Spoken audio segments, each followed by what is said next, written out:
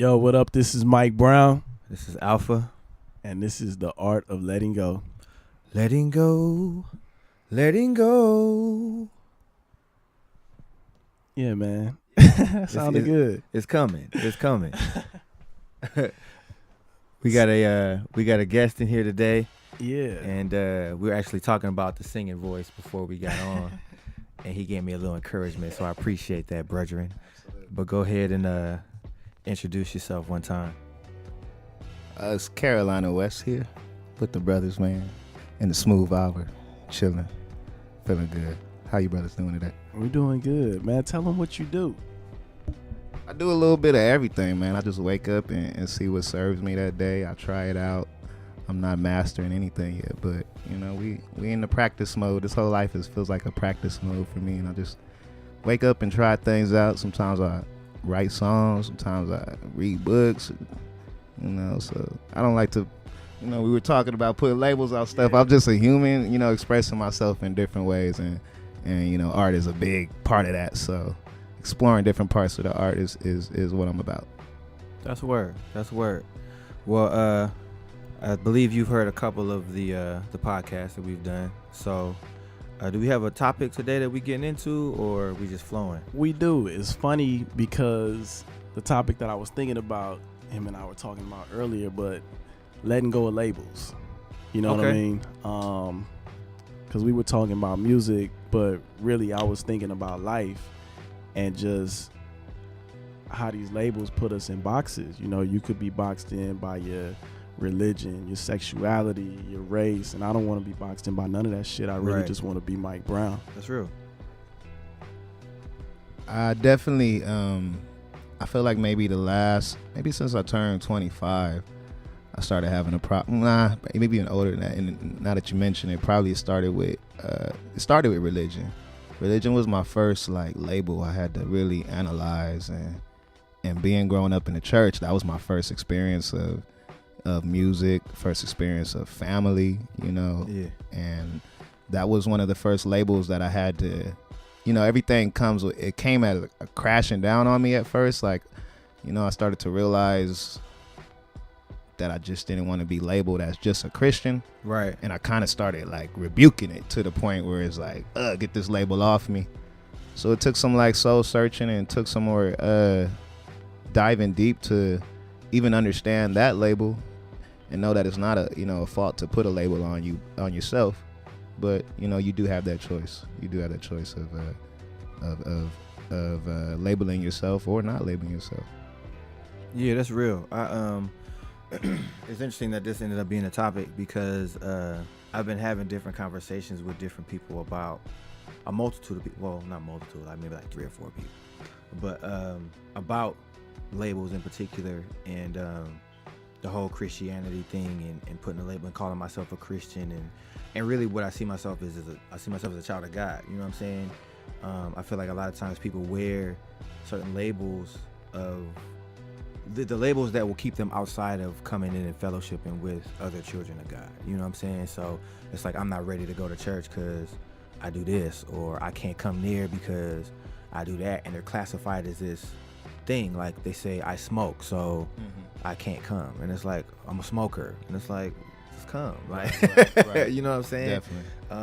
But I know that within the church as well, it can be identified where they label you too. You know what I'm saying? And it kind of makes this outsider kind of feel to it, which I really hate when that does happen. It doesn't always happen, but I definitely think this is a good situation or topic to kind of go and dive into.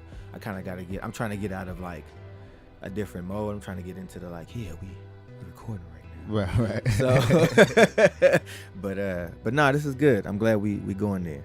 I definitely don't fault the labels though. Like, man, if you want to label yourself something, that's really, you know, I guess it takes a lot to really say this is what I am, especially if you know the negative and the, you know, the positive that come with that. So I just, you know, I struggle with labeling myself certain things, you know, I had to redefine or figure out a definition for myself before I threw that label on me. Right. You know, but at the end of the day, like, one thing I'm realizing is just, you know, labels are just words, and even words don't really define what they are. They're just symbols we use for this thing. but that thing was a thing before you put your label on it, your word on it, your symbol on it. Even Christianity was something else before the word Christianity was even invented. So, you know, our thinking or our labels that we throw on something is not necessarily the definition of it. That's so real. It's kind of walk in that and keep that in mind when you're doing anything, you know. That's real. I think for myself personally, I remember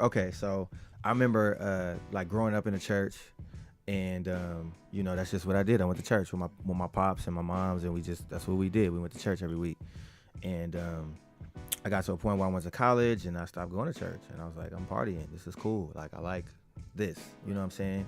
And then I wanted to get back into the church, but I found myself confused as far as I was labeled a certain way when I was within a certain church. And I had to find my way out. So basically, I'm saying all that to say that what I had to do was, just like you were saying, do some self-exploration on my own. Like, talk to God like, yo, you show me who you are, because I'm tired of people telling me who you are. You know what I'm saying? Like, you tell me, like, straight up, like, you keep it 100.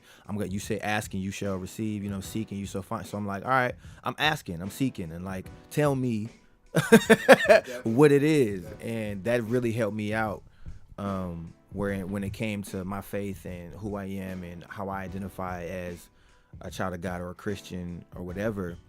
And that's not the only label. That's the label I'm just happening to talk about right now. But yeah, it's just interesting to me. I think that, like, to go back to what you were saying, just identifying things for yourself. Don't just listening to somebody because they said it and let that be your end all be all. Like, really explore whatever it is for yourself. Ask questions, you know what I'm saying? Like, get more knowledge about whatever it is, and then make an educated decision about it instead of just like, nah, that ain't right. You know what I'm saying? But it's gonna speak. I guess for me, I don't like the labels because the labels feel like a box. You know, my whole life, I've never really felt a part of something. I feel like I've always been able to move in, and I've been a chameleon. Right. You know what I mean? Being able to move through so many different sectors and circles of life. So, you know, to have a label, it's like, and fuck, I'll just put it out there. Like, just as far as the sexuality shit, like, being gay is a part of me. It's not who I am. You know what I mean? Yeah. And sometimes it feel like, and maybe it just may be in my own head, but sometimes it feel like motherfuckers trying to make that who you are. Definitely. You know what I mean? Definitely. And I don't want that shit. Definitely. I think even pushing past the music. Yeah, I feel you, man. This is like pushing past the religion. Like, religion was this first start that made me say, okay, I want to start questioning everything. Because I grew up almost like you, same story. Mom and pops, you know, used to drag us to church every day, damn near. Because my mom was like the secretary of the church. So, right. Okay. So we was just, you know, Bible study Monday, children's choir, all that. And then pops just stopped going one day, and I was like, why he stopped going? So, you know, and then the church started talking, you know, a little slick stuff. Yeah. All the time about him, and I just used to go to my pops and talk to him like, this is what they saying, whoop-de-whoop. And he almost gave me that same thing, like, man, it's at the end of the day, he said, when you meet your maker, you're going to have to talk to him, you know, one-on-one. Yeah. And he knows your heart. He know what you want to call him. You know, he know what you call him by, whether you say God or you say brother, you say father, you say whoop-de-whoop. So it definitely is something that doesn't define you. It doesn't have to define you. Yeah. If you don't want it to define you. Right. Like, so then after that, after I stepped away from the religion or just started researching more, you know, I started getting into my pro-blackness and stuff. And there's a million different labels just by calling yourself a black person. Like, some people say, don't call yourself black, you more, you this, you African, you this. You know, you spend 2 hours on that just going through them different labels. So it's like, that's another thing. Like, man, some days I don't want to just be a black man. Like, I know that sounds crazy, but sometimes I just want to be a human. Yeah. Or just want to be, you know, just want to exist. Right. Without having to go through all this, figure out what you are. All the labels do is help you get some pre-notions of me. Right. Without actually exploring who the hell I am. Straight up. You know, you just want to cut to the chase. Yeah. And that's just not us no more. That's not our society. Like, people are so complex. Yeah, and I think that once you can get more comfortable with that, like I think it was last week or the week before, something like that, we were in here talking, and I was like, I'm a chameleon too. Like I feel like I analyze whatever situation I'm in, and I be whatever part of me needs to be in that situation. You know what I'm saying? So I can be super goofy and charismatic and whatever in one situation, and be super serious and whatever in another. You know what I'm saying? And one group may see me as, oh, he's a serious guy. Another group may say, no, he's a really goofy guy. And it's like, I'm both people, you know what I'm saying? But I just who I am when I choose to be whatever I choose to be who I am, you know, if that made any sense. Definitely. But no, I agree with you, man. I think that once you can get comfortable with yourself and just outside of like the social constructs of who you're supposed to be based upon your skin color or your race or your gender or your sexual orientation, you know what I'm saying? Like, once you can get past all of that stuff and be like, I'm Alpha, right. You know what I'm saying? I'm Wayne, I'm Mike, I'm Caroline. You know what I'm saying? Like, once you can do that, I feel like it changes the whole aspect of it. I remember once I was in, it was like a Bible study, and my pastor asked, who do you see Jesus as? And I think I might have talked about this last week. I can't remember. But, and I was like, I see him as a human. Like, he's a man to me. You know what I'm saying? Like, he's God. Of course he's God, but he has human characteristics. Like, he gets upset. He gets sad. He cries. You know what I'm saying? And so seeing God in that way for me made it easier for me to be comfortable with, I'm just a man, and I'm just going to be that and let everything else kind of flow and figure it out from that angle. You know what I'm saying? Definitely. And that's where I feel that too. Like I said, like you said, learning them, and I had to learn them through experience, going through, like you said, being black, being this, being that, and really just, like you said, just want to exist. And that's what I've been doing lately. Like, I haven't been letting nothing hold me back, and you know, just being able to have conversations like this, being able to talk and be open and express shit like this, like, that's what helps me grow, and that's what helps me feel good. And it's like, we just sitting there just having this conversation. You know what I mean? The labels can definitely limit yourself too. You know, like you say, it definitely puts you in the box, and you won't realize it until you step outside that label. And we were having that talk earlier, just like the label of hip hop being on me for so long. You know, I've just been born and raised in hip hop, and it wasn't until I just took a break, like, hey, you know, I can live or die outside of this, and just exploring other musics and exploring other arts. And that gave me a greater perspective on what I could do with hip hop. You know, I'm like, let me take some of this other stuff, because I'm not just a hip hop artist. I don't just have to rap. Right. You know? So realizing that, you know, that it opens your perception up a little bit more to other things. Yeah. I think that for me, and I was just thinking while you were talking, like, it's funny that I don't want to particularly be inside of a particular label, but I'm proud of being a black man. Right. You know what I'm saying? Like, I'm proud of certain labels that I'm proud to be a Christian. I'm proud to be, like, even though I don't want to be boxed into anything in particular, I'm proud of the different aspects of who I am. Definitely. You know what I'm saying? And I think that once, you know, really identifying that and being comfortable, I'm repeating the same thing over and over again, but it's a part of you. Yeah. You know what I mean? Like, you don't let that one thing define you. Like, trust me, I'm proud to be black. I'm proud to be everything that I am. But it's like, don't define me by that one specific thing. Like, all of those things make up who Mike Brown is. Right. Straight up. It's just cool. Like, it's cool to get up with. Lately, I've been talking to more, because it's been my immediate surrounding, more black men, and just opening up and having dialogue about life in general. Like, I feel like the label of being a black man is you have to be a strong man. You can't share your emotions. You can't. You got to have it all together. You know what I'm saying? Right, and it's right. like, I don't always have it all together. Right. And I don't always want to hold my emotions. Definitely. And I don't want to, and not even like, I want to be angry and lash out, but it's like, sometimes I just want to cry. And sometimes I just want to talk to somebody that understands that I just want to cry, and they go listen and not tell me like, you're more than a conqueror. Right. You know, it's like, all right, I know what the Bible says. I don't feel like a conqueror word. Right now. You know what I'm saying? Definitely. So, yeah.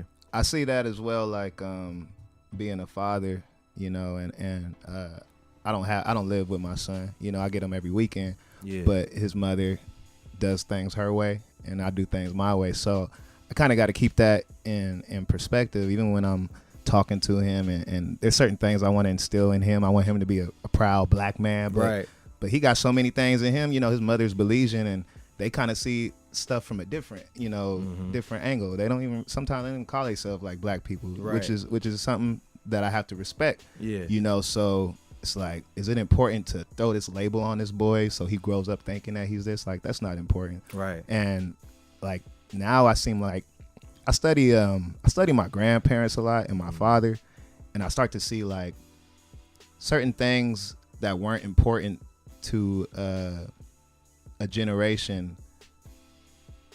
How do I put this? I feel like certain goals of a generation change. You know, it changes each generation because you get a little more, and you grew up with a little bit more, so you want a little bit more. Yeah. So like, where labels was maybe something that 2 generations ago, you proud to be a doctor or proud to be a bus driver, you know, because y'all never had that. You weren't able to have that label, 10 years ago. Right. So now it's like we're the generation of walking into this freedom, and being more of like polymaths, just meaning like you study everything. You can be masters at more than just one craft just because we have that ability. Technology is, put us to that. So it's really important to almost be labelless, so you can explore every damn thing. Right. My son, he's into every damn thing, all sorts of music. So I would be a fool to limit him because I want to throw this label on him, like, or I want him to grow up in this light. Because who knows? Yeah. Who knows what I'll be stifling if I just let him do him. Yeah. That's dope too, because I don't have kids yet. My wife and I are trying to have kids or get pregnant right now. And that's something that, like, working in a mental health field and working with so many different types of people and realizing that everybody's different, but we all have the same emotions, and we all experience life the same way as far as experiencing those emotions. Like, one thing might make you mad and another thing might make me mad, but we both still get mad, you know what I'm saying? Right. And kind of recognizing that and allowing I said all that to say, like, whenever I do have a child, allowing my child to just grow up and be, you know what I'm saying, and let them choose whatever path that they want to go on, whether they want to be a doctor or a lawyer or whether they want to be a musician. I hope that I can be an example for my child. But if they choose to go another route, if they want to look at one of my brothers or somebody else, as long as they're looking up to somebody, you know what I'm saying? Like, that's what's important to me. As long as you're following some type of direction that is leading you on what I see as the right path, even though it might not be something I would have done, I'm definitely open to that. So it's just dope to hear somebody who has a child, who has a son, right? Yeah.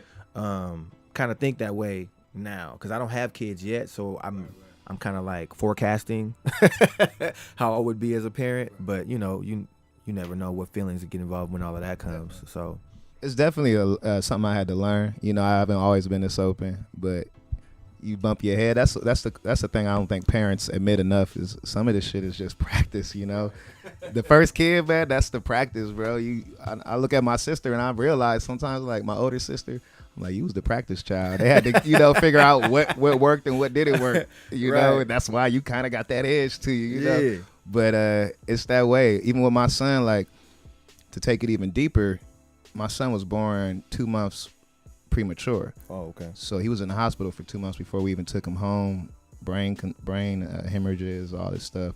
So when he got out, they always have to monitor to make sure, he's not on the spectrum or this or that. And it's just like every stage of his life, they've been trying to throw some type of label on him. Mm-hmm. And I kind of grew up in that era, that era of, Ritalin and all that shit. Because my mom pulled me out of school in 3rd grade. Okay. She was like, because they was just trying to put labels on me. Your son's hyperactive. He need Ritalin. He this. He ADD, ADHD. All them damn labels they made up. So I see my son going through the same thing, and he's so brilliant that it scares people, and they don't know what to do with it. So they just try to slap a label on him, like he's too hyper. Whoop-de-whoop. I done pulled him out of 3 different schools in the 1st grade. Like, wow. What are you telling me? You can't, handle a 1st grader, Yeah. And so now I got him in. Yeah, he's in a Catholic school right now. Okay. And I'm not Catholic by any means, but it was one school that I felt that wasn't pushing the label on him, and just let him be him, and seen the genius in him, and fostered the genius and helped him with whatever else he needed, you know, because he's a ball of energy. Yeah. And he'll get the lesson before, you know, she get it out of her mouth. So if he get what you teaching, he's putting his mind into something else, you know. He got to keep himself preoccupied.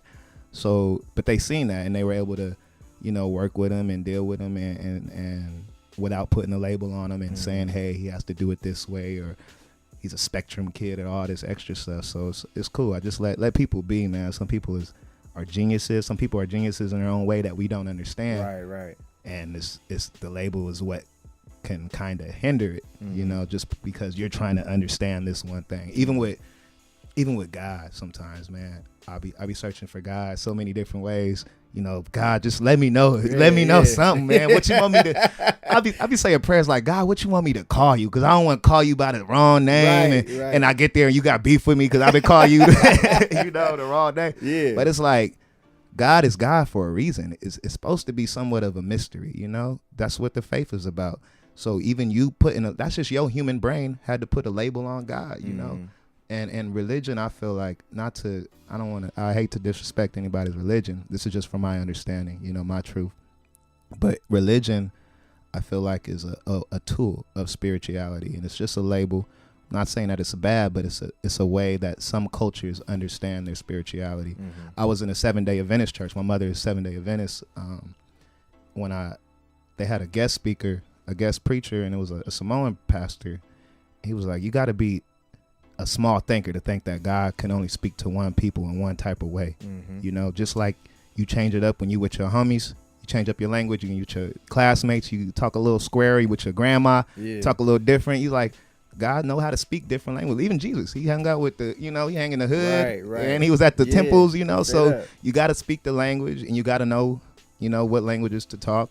And I don't know how that ties into labels, but you feel me?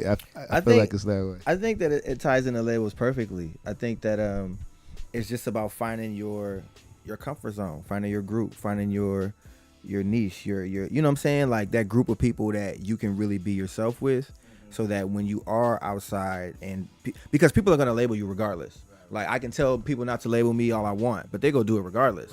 And so I just have to be comfortable with, all right, you go do what you do, but I'm still going to be me, and I'm still going to do me.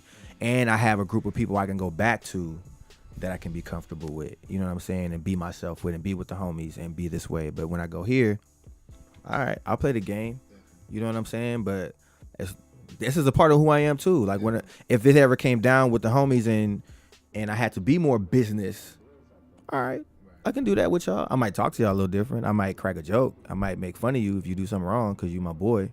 But I ain't gonna do all of that over here necessarily. So I think, you know, with the whole label thing, it's just people are gonna do it. And it's just about really just identifying who you are, going back to your true self. Like who am I?